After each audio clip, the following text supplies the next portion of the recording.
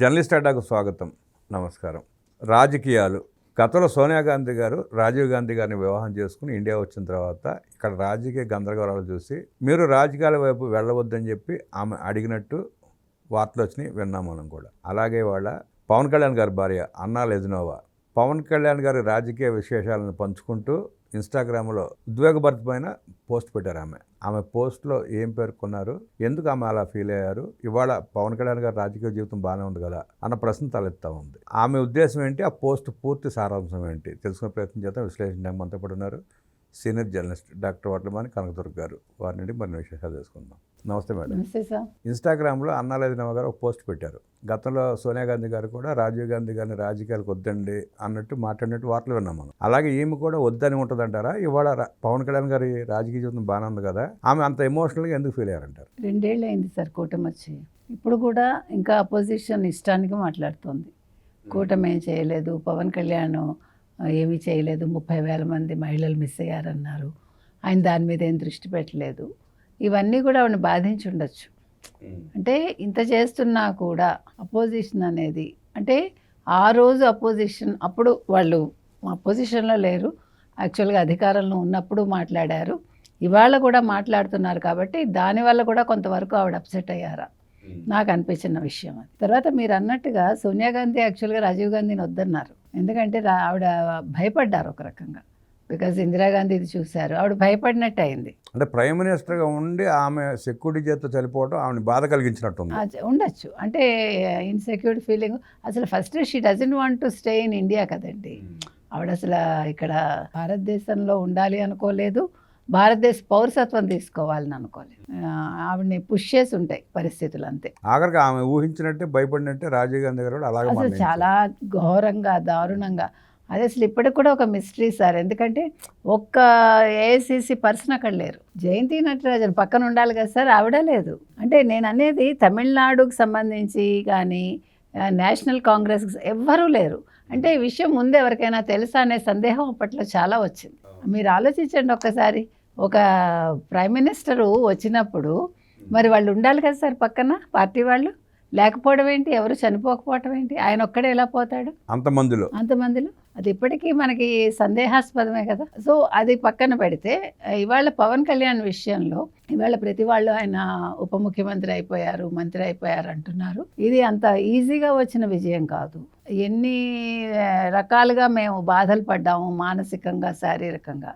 ముఖ్యంగా ఆయన్ని అన్ని రకాలుగా కూడా అందరూ మాటలు అన్నారు అనేది ఆవిడ వ్యక్తం చేస్తున్నారు. అంటే వ్యక్తిగతంగా కూడా, ముఖ్యంగా భార్యల మీద కూడా వాళ్ళు మాట్లాడడం, పిల్లల మీద మాట్లాడటం చాలా దారుణం సార్. అంటే అసలు ఆంధ్రప్రదేశ్లో ఇట్లాంటి సంస్కారం మనం ఎప్పుడు చూడాలా. అసలు ఆమె ఫారినరే ఉండి ఆయన యాక్సెప్ట్ చేసి మూడో పెళ్లి చేసి ఆమెకి లేని బాధ వీళ్ళకి ఎందుకు, వీళ్ళు మాట్లాడటం? నేను అదే ఫస్ట్ నుంచి చెప్తున్నాను సార్, వ్యక్తిగతాలు మనకెందుకండి. ఇప్పుడు నేను ఎక్కడ గోవాలో అనుకుంటా, ఒక అతను 36 మంది భార్యలు, 95 మంది పిల్లలు, ఎంతో ఇంకా ఎక్కువ. మరి దానికి లేని అబ్జెక్షను, ఇతను విడాకులు ఇచ్చి చేసుకున్నారు, వాళ్ళని కన్విన్స్ చేశాక చేసుకున్నారు, ఆవిడ ఇష్టపడ్డారు చేసుకున్నారు. దానికి మీకు బాధ ఏంటి? కరుణానిధి 2 భార్యలతో ఉండాలా? మీరు ఎవరన్నా మాట్లాడారా? మరి పవన్ కళ్యాణ్ని ఎందుకు మాట్లాడుతున్నారు మీరు? అసలు పవన్ కళ్యాణ్ని ఎందుకు టార్గెట్ చేశారంటే, పవన్ కళ్యాణ్ అనే వ్యక్తి ఇతను శక్తిమంతుడు అనేది వాళ్ళకి అర్థమైంది సార్. ఈయన విమర్శిస్తున్నారు సరే, వీళ్ళు ఇప్పుడు పొగుడుతున్నా మొన్న ప్రచారం చేసి గెలిపించాం అనుకున్న విజయ్ కూడా అదే పరిస్థితిగా. ఎగ్జాక్ట్లీ. కానీ ఇవాళ విజయ్ భార్యతో కలుస్తారని వచ్చింది సార్. ఇవాళ న్యూస్, లేటెస్ట్ న్యూస్ ఏంటంటే కన్విన్స్ అయ్యారు వాళ్ళిద్దరు కలుస్తున్నారని. That's a good thing. అది అయితే ఇక్కడ నేను చెప్పొచ్చేది ఏంటంటే, మధ్యలో ఏదో కందకలేని దొరద కత్తిపేట కానీ వీళ్ళకెందుకు? ఏదో రకం వ్యక్తి దహనానికి పాల్పడాలి. ఎందుకంటే పవన్ కళ్యాణ్ మన ప్రశాంత్ కిషోర్ చెప్పినట్టుగా వైసీపీతో కలవనన్నాడు కాబట్టి ఒక కక్ష, అంతే కదండి. అంతకుమించి మనకేం కనిపించట్లే. నువ్వు మాతో కలవ్వా, నీ సంగతి తేలుస్తాం అన్నట్టుగా. అంటే మానసికంగా బాధ పెడితే, కుంగిపోతే వాళ్ళ వైపు వస్తారని అనుకున్నారో ఏంటో మనకి. అదొకటి. వాళ్ళ ఉద్దేశం ఏంటంటే పదే 3 భార్యలు అని అలా అంటా ఉంటే మహిళల్లో చిన్నచూపు ఏర్పడుతుంది, ఓట్లు తగ్గుతాయి అన్న భ్రమలో ఉన్నారు. అది కూడా ఉండొచ్చు. కానీ ప్రజలు ఈసారి మీరు అన్నట్టుగా వాళ్ళకి ఏ భ్రమలు లేకుండా అసలు జగన్మోహన్ రెడ్డి అనే వ్యక్తిని తరిమేయాలి రాష్ట్రం నుంచి, అదొక్కటే ఏం పెట్టుకున్నారు ఆంధ్రప్రదేశ్ ప్రజలు. అందుకనే ఈయనకి 100% స్ట్రైక్ రేట్ ఇచ్చారు. ఇది చూసారు, అసలు ఊహించండి, ఇంతవరకు చరిత్రలో జరగల, రాజకీయ చరిత్రలో. కాబట్టి అన్ని మంచిల మధ్య ఇవాళ ఆవిడ ఒక్కొక్క పాయింట్ మాట్లాడారు. నేను పిల్లల్ని పెట్టుకుని నేను ఎన్ని రకాలుగా కష్టాలు పడ్డానో నాకు తెలుసు. అందులో మీరు అన్నట్టుగా ఒక విదేశీ మహిళ అనేసరికి she has to change her self. ఆవిడ ఏమనాలి, ఒక పరకాయ ప్రవేశం చేయాలి అన్ని రకాలు. వాస్తవం కూడా అంతే. అంతే కదండి. అందులో ఇప్పుడు పవన్ కళ్యాణ్కి నచ్చినట్టుగా ఆవిడ ఉండాలని అనుకున్నారు. మీరు అబ్జర్వ్ చేస్తే వాళ్ళ కల్చర్ వేరు, వాళ్ళ కల్చర్ అసలు సంబంధం ఉండదు. మన కల్చర్ని ఆవిడ అడాప్ట్ చేసుకుని ఆవిడ అందుకే అత్తమ్మ నాకు తల్లిలాగా అంటుంది ఆవిడ. ఎందుకంటే ఆవిడతోటి ఆమెకి అనుబంధం బాగానే ఉంది. అదేవిధంగా చిరంజీవి గారి భార్యతోటి. అంటే తను ఎంత బాండింగ్ తెచ్చుకున్నారు చూడండి. అన్ని రకాలుగా తన్ని తాను మలుచుకుంది ఆవిడ. ఇటు ఫుడ్ హ్యాబిట్స్ కావచ్చు, అటు కల్చరల్ ఇది కావచ్చు, తన్ని మార్చుకుని ఆవిడ మీరు చూసారంటే ఎప్పుడు మంచిగా అవసరమైనప్పుడు మంచి చీరలు కట్టుకుంటారు ఆవిడ. కాటన్ శారీస్ కావచ్చు, గుడికి వెళ్తారు. దో షీజ్ ఎ క్రిస్టియన్. నాకు అది నచ్చింది సార్. అంటే నేను అనేది, మనం వేరే మతం వాళ్ళని పెళ్లి చేసుకున్నప్పుడు ఎవరి మతాలు వాళ్ళు వదులుకోక్కర్లా. కానీ మన వాళ్ళు అన్ఫార్చునేట్లీ చేస్తున్న పని ఏంటంటే, క్రిస్టియన్ చేసుకుంటే క్రిస్టియన్లోకి మారడం, ముస్లింని చేసుకుంటే పూర్తిగా ముస్లిమ్స్ అయిపోవటం. కానీ అది తప్పు సార్. మొన్న మా కజిన్ ఉంది సార్, తను యాక్చువల్గా అమ్మాయి ఎప్పుడో 30 ఏళ్ల క్రితమే తను ఇంటర్ రిలిజియన్ చేసుకుంది. కానీ షీ మేనేజ్డ్ బోత్. ఆ బోత్ కల్చర్స్ అమ్మాయి తన పిల్లలకి నేర్పించిందండి. అలా ఉంటేనే సమాజం. అప్పుడు తను అత్తగారి వైపు సంతోషపెట్టింది, ఇటు పుట్టింటి వైపు సంతోషపెట్టింది. ఆ పిల్లలు ఈరోజు ఎంత అద్భుతంగా ఉన్నారంటే నాకు నచ్చింది అది. అదేవిధంగా ఇవాళ నేను అన్నా లెజ్నోవాని చూస్తున్నా. ఆవిడ మీరు చెప్పినట్టుగా పూజల్లో ఉంటారు, చీర కట్టుకుంటారు, నల్లపూసలు వేసుకుంటారు. ఈ రోజుల్లో చాలామంది అసలు నల్లపూసలు ఎందుకు, మెట్టలు ఎందుకు అన్న వాళ్ళందరూ ఆవిడని చూసి నేర్చుకోవాలి. కాబట్టి తన్ని తాను మార్చుకుని ఇంతలా ఉంటున్న ఒక వ్యక్తి మీద ఆ రకంగా మాట్లాడటం చాలా దారుణం అండి. ఇవాళ నిజంగా ఆవిడ కళ్ళల్లో నీళ్లు చూసాం మనం. ఆవిడ అదే అన్నారు, ఆ రోజు ఆయన ఒక ఉప ముఖ్యమంత్రిగా ప్రమాణ స్వీకారోత్సవం చేసినప్పుడు నా కళ్ళల్లో నీళ్లు తిరిగాయి. ఇవన్నీ గుర్తుకొచ్చి ఎన్ని కష్టాలు, ఎన్ని ముళ్ళు, ఎన్ని రాళ్ళు, ఎన్ని పొదలు దాటుకుని వచ్చాం మేము. ఆ రోజు మోదీ గారి కళ్ళల్లో కూడా నీళ్లు చూశాను. ఆయన నన్ను చూసి ఆయన బాధపడ్డారు అన్నట్టుగా ఆవిడ చెప్పారు. కాబట్టి మనం నేర్చుకోవాల్సింది ఏంటంటే అండి, అసలు ఆంధ్రప్రదేశ్ సంస్కారం కాదు అది. ఒకళ్ళని బూతులు తిట్టడం, లేకపోతే ఇంట్లో వాళ్ళని హేళన చేయడం, ఈ సంస్కృతి మరి రాయలసీమ నుంచి వచ్చిందా నాకు తెలీదు. నేను రాయలసీమ వాళ్ళందరినీ కూడా అంటల్లా.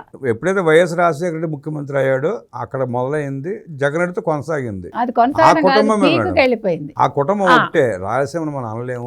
అదే నేను అంటున్నా, నాకు తెలిసి రాయలసీమ వాళ్ళు సహృదయులు, మంచి వాళ్ళు.